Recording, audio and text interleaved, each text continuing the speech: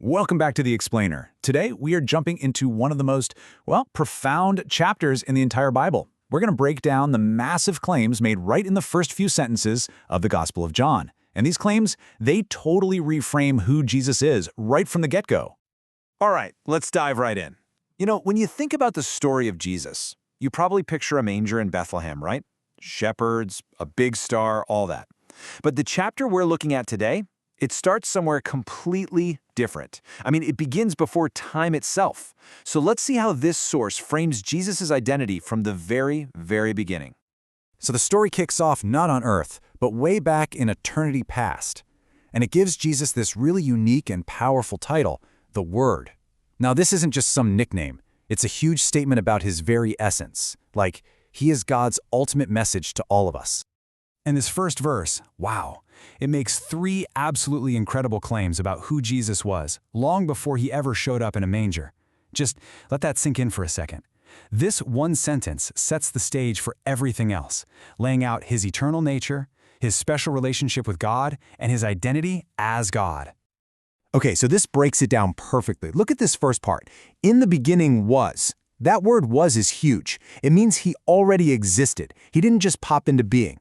Then you have the Word was with God. That points to a real, personal relationship, two distinct persons. And then the final part leaves no room for doubt, and the Word was God. It's a straight-up declaration of his divinity. And it doesn't stop there. The chapter immediately goes on to establish his role as the creator of, everything. We're talking every star, every planet, every single living thing. According to this text, he's the reason any of it exists at all. And this right here is the absolute pivot point of the whole chapter. It's the central miracle everything has been building towards. The eternal, divine creator did the unthinkable. He became a human being. I mean, that one idea is the bedrock of the entire Christian faith, that God actually became one of us. So the word choice here is just so important. The text says he dwelt among us. But the original Greek word is much more vivid. It literally means he pitched his tent or tabernacled with us. Now, for the people hearing this for the first time, that would have immediately clicked. They'd think of God's presence filling the tabernacle in the Old Testament. It's saying God himself came to live right here, fully and accessibly in the person of Jesus. Okay, so after setting up this huge cosmic identity for Jesus, the story suddenly zooms way in. It goes from the scale of the entire universe right down to one man on Earth. And this is our first key witness, a guy with a very specific job, John the Baptist. Now, John's whole purpose, according to this text, was laser-focused. Seriously. He wasn't there to start his own movement or share his own great ideas. His entire mission, his whole reason for being was just one thing, to be a witness, to point people away from himself and directly toward Jesus, who the text calls the light. And check this out. This comparison really nails the difference. On one side, you've got John, a man sent from God. But on the other, Jesus is God. John came to talk about the light, but Jesus is the light. You can see how the author is making it crystal clear.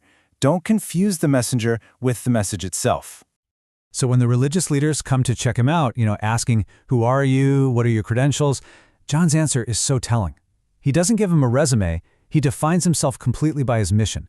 Quoting the old prophet Isaiah, he basically says, I'm just a voice, an arrow pointing the way to the one who really matters. And now we get to the moment where John's witness becomes incredibly specific. It's a game changer. He doesn't just call Jesus the light, he reveals his ultimate world-changing mission with a single profound title. This is it. This is John the Baptist's headline declaration. As he sees Jesus walking toward him, he announces it for everyone to hear. And the title he uses, the Lamb of God, is absolutely packed with history and meaning. For anyone listening that day, this title was unmistakable. It immediately connected Jesus to centuries of history, especially the Passover lamb from Exodus, whose blood saved God's people from death.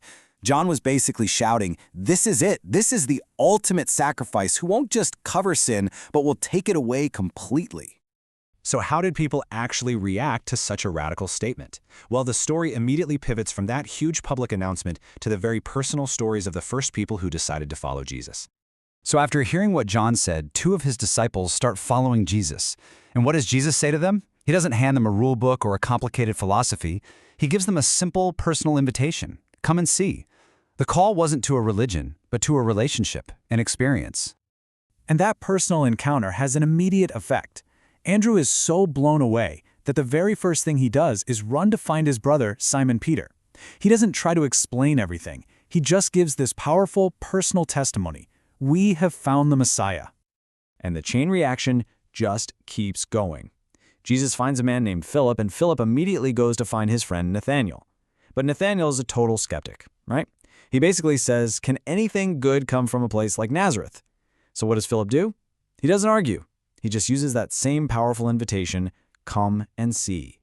And that personal encounter completely shatters Nathanael's doubt. Jesus tells him, I saw you under the fig tree before Philip even called you. And that moment of supernatural insight just proves it for Nathanael. All his skepticism just melts away, and he makes this incredible declaration of faith. And this is where it all comes together, you see. The chapter isn't just a history lesson. It pivots and turns this whole story into a personal application that is just as real for us today. So here's the big takeaway. That invitation, come and see, it wasn't just for Andrew or Nathanael. It's still open. It's a call for each of us to look at the evidence, to accept that same personal invitation, to experience Him for ourselves, and to find a relationship, not just a set of rules. And so that's what this chapter lays out: who Jesus is, what He came to do, and how people first responded. And it leaves every single one of us with the exact same question, the same invitation that was offered 2,000 years ago. So just to recap the big ideas, Jesus is the eternal creator who became human. John the Baptist was the witness who pointed Him out. Believing in Him means becoming a child of God. And the whole journey starts with that simple, personal invitation to come and see. Thanks so much for joining this deep dive into John chapter 1.